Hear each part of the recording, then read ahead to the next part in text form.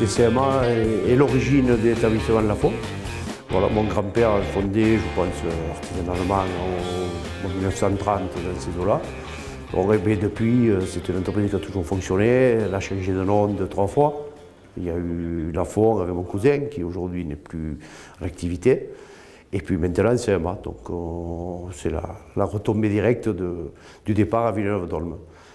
Puis au fil du temps, on a toujours eu quand même une obsession un peu de sortir du marché courant, on va dire, de la pièce moyenne, bon, très bataillée actuellement, et pire en pire avec les pays de l'Est et autres.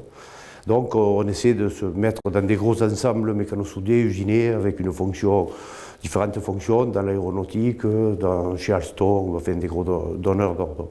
Donc voilà, c'est notre développement par l'investissement de grosses machines-outils.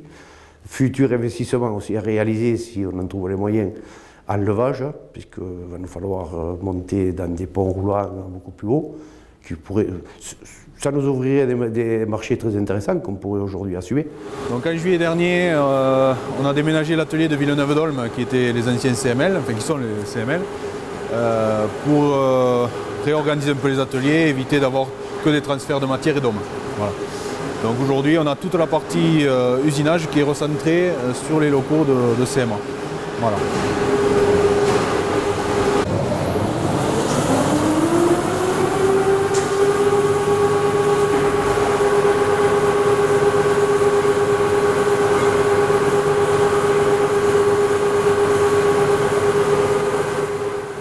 On est dans un domaine, je pense, porteur, en étant une petite PME et en pouvant réaliser ce genre d'ensemble, mais ça demande quand même pas mal de financement.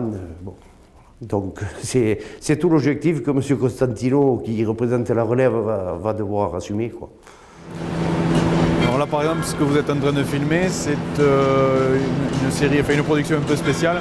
C'est pour aider nos voisins de Sabara Aérotech, de Tarascon, pour scier et écrouter des lopins qui vont servir à faire pour air liquide des bouteilles d'oxygène. Voilà, donc ce chariot que notre client appelle le Big Bird, c'est un chariot qui est destiné à l'entreprise Safran et pour transporter 3 types de moteurs d'avion entre 2 étapes de montage. Voilà. Ah oui, en Ariège, en Midi-Pyrénées, je pense qu'on est les seuls avec nos moyens, avec l'outil que nous avons. Même en France, c'est très limité.